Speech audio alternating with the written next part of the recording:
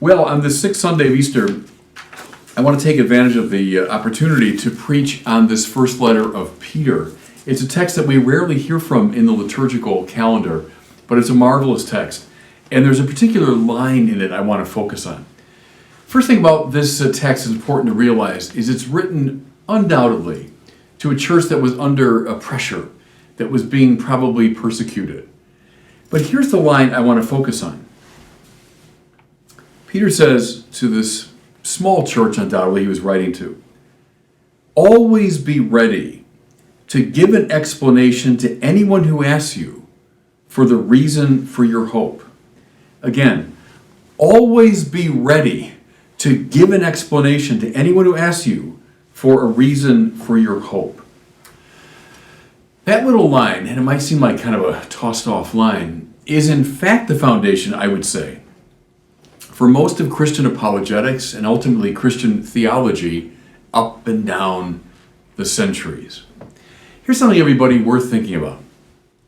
Christianity from the beginning has been deeply interested in the question of doctrinal truth. You know, there's some religions that put the stress, if I can use the technical language, more on orthopraxis than orthodoxy. A fancy way of saying more on right behavior than right belief. Now, there's a version of that, by the way, you hear it all the time in our culture. Well, you know, it doesn't really matter what you believe as long as you're a good person. Right? So in our kind of hyper-tolerant religious society, we tend to say, well, look, you have this belief, I got that belief, we might disagree, but, you know, finally, who cares? As long as we are good people. Well, Christianity, from the beginning, has also been very interested in orthopraxis. I mean, so we certainly don't bracket the importance of the moral life. You know, look at from the Sermon on the Mount on, the church has been very interested in inculcating right behavior in the followers of Jesus. However, we do not bracket orthodoxy. We don't reduce orthodoxy to orthopraxis. We don't say, well, it doesn't really matter what you believe. No. From the beginning, Christians have been hyper interested in articulating our doctrine clearly and forcefully. You know, it's interesting that the creeds that we have, now in a few minutes we're going to recite the famous Nicene Creed coming up out of the Council of Nicaea. That's the year 325. It's a very early text. And the church from that time on has repeated that creed as part of its liturgy. Now, if you're praying the Rosary and you pray the Apostles' Creed, that's an even earlier text. That goes back to late 2nd, maybe early 3rd century.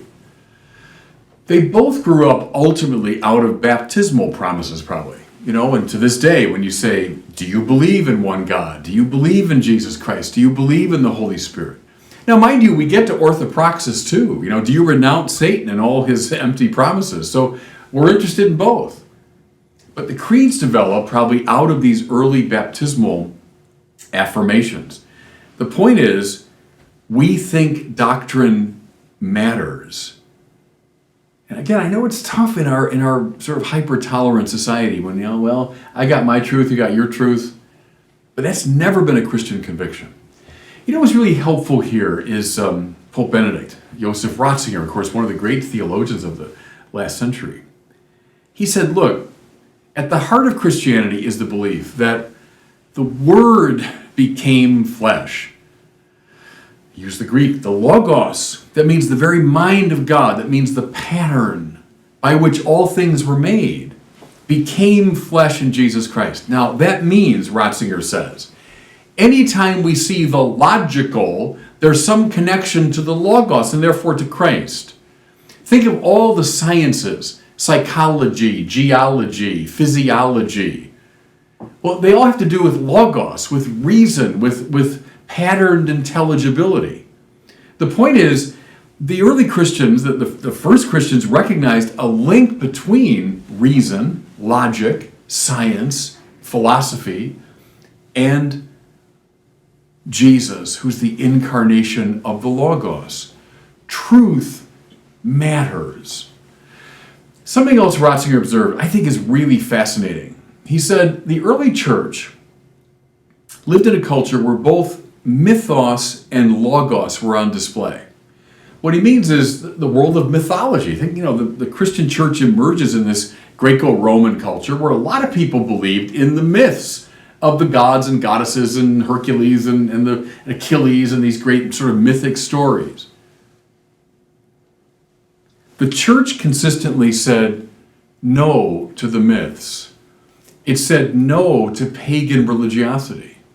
However, Ratzinger says, it tended to say yes to the Logos. It said yes to philosophy. Here's a very interesting example. Remember in the Acts of the Apostles when Paul and Barnabas come into one of the towns and a miracle occurs, and the people say, "Hey, there they are! They must be Zeus and Mercury," and they react with a visceral reaction. No, you've got it all wrong. That's not correct. They don't cooperate at all with that sort of mythic way of doing things. However, Acts 17, Paul goes to Athens, capital city of the Greek philosophical culture. And he debates, it says there, with the Epicureans and the Stoics. He goes to the Areopagus and engages in a sort of philosophical dialogue. From the beginning, the church said no to mythos, but yes to logos. And that commenced, by the way, this dialogue that continues to the present day between the church and philosophy. Again, my point is, from the beginning, doctrine has mattered for the church. You know what's bugged me, and anyone that's been following my work knows this. It's bugged me for a long time. And it's the church that I came of age in. So in the period right after the council, I'm not blaming the council at all. The council was produced by some of the smartest people in the 20th century. But in the period after the council, when I was coming of age, there was a kind of dumbing down of the faith. You know what I mean? People old enough, my age and older, there was a tendency to present the faith in a very emotional, experiential way. And we not really denigrated the rational, but we certainly underplayed the rational side of the faith, the theological side of the faith. Anything like apologetics, interesting word, isn't it? Apologos, to bring the word to bear. See, this text from Peter, that's the beginning of apologetics. Always be ready and willing to give a reason for the hope that is in you. But when I was coming of age, apologetics tended to be underplayed. Well, what's one of the results of that? Look at all the statistics now on the so-called nones, the N-O-N-E-S. These are people, especially young people, leaving the church in droves.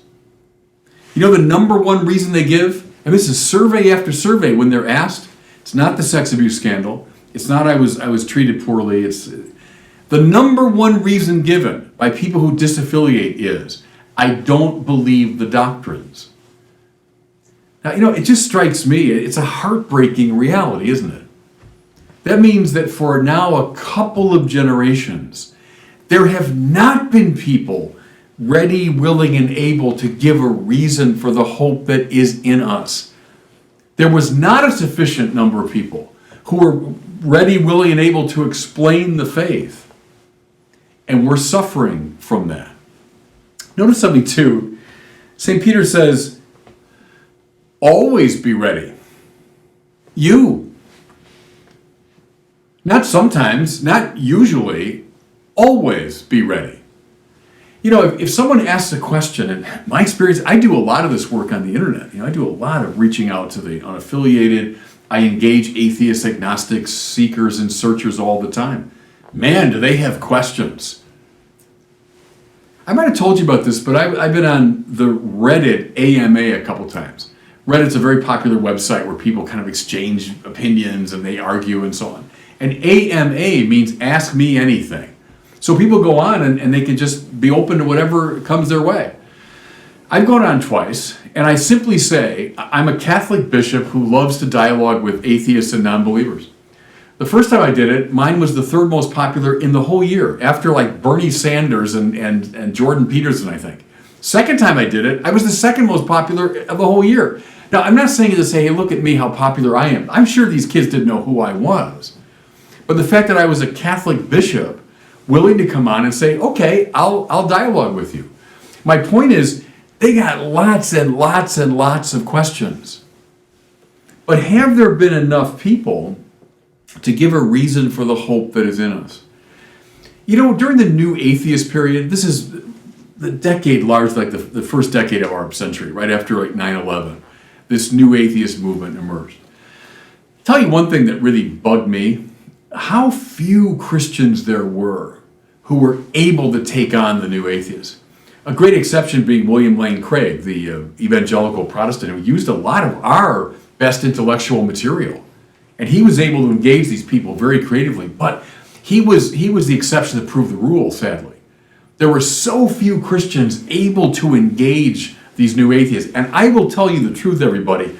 Those new atheists were very effective evangelists for their position. Because every day online, I hear from especially young people who are echoing their arguments. Which, to tell you the God's truth, were just tired arguments. They were just rehearsing and repeating old arguments from Feuerbach and Sartre and Marx and people like that. I think any Christian worth his or her salt should have been able to take them on.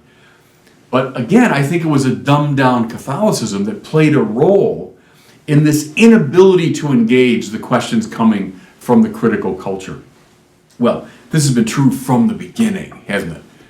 Right here, the church that Peter is writing to is a church that's under persecution, and obviously a lot of people asking questions.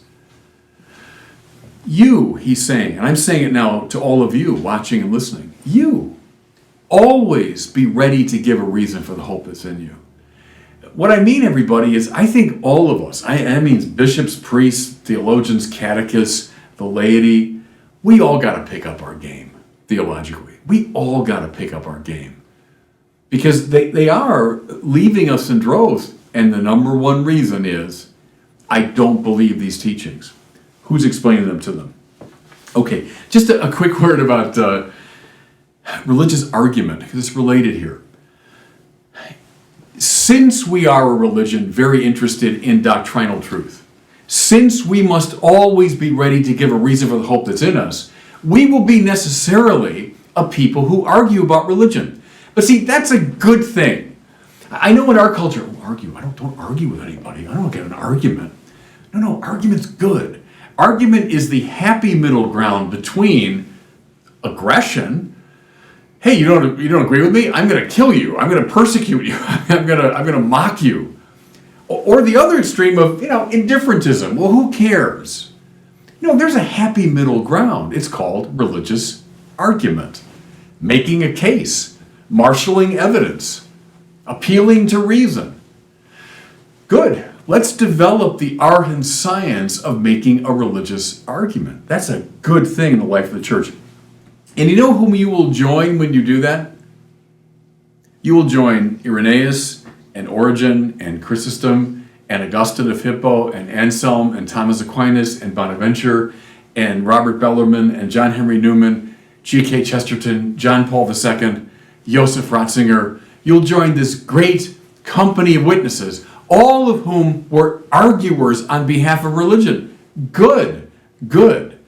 We should join their company. Okay, now I think having made that point probably in a tiresome way, but having made it, I hope, sufficiently, let me add this now by way of conclusion, because it's very important.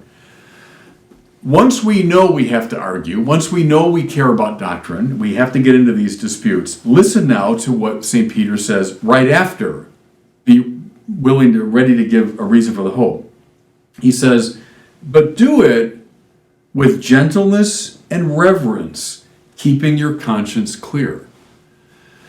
How important that is. When you argue, and we should, when you defend the faith, and you should, always do it with gentleness and reverence, not with aggression, not with violence, not with intolerance. John Paul II said the church never imposes, it only proposes. Good. That's a good guide. Something I've told people, who, like me, have gotten involved in some of these internet conversations, always remember, you're not trying finally to win an argument. Finally, you're trying to win a soul. See, we can get drawn into that trap, especially when you're talking to people online where you can't see them face to face. And the juices start to flow, and then you get kind of worked up, and you say, well, I'm going to win this argument. And maybe you will. Maybe you're clever enough to win the argument, but in the process you lost the soul you were trying to engage. One hint, always remember, if you're, let's say, online, you're doing that kind of engagement, that you're talking to someone. I know it can seem otherwise when you're just looking at words on the screen, but you're talking to someone. If you are engaging someone directly, always listen attentively to their question. And I found a good method is to remind someone, even who's hostile to the church, they got a very strongly worded argument against our position, to remind them, very smart people over the centuries have held the position you're currently holding. Show them that you've heard them, that you respect them. With gentleness and reverence, go about the work of argument. You do both those things. See, the danger is you do one or the other. Or maybe the danger for us is I don't do any of it. I just don't even care about doctrine. No, we have to. Therefore, argue with gentleness and reverence. Not sometimes, not usually, always be ready to give a reason for the hope that is in you.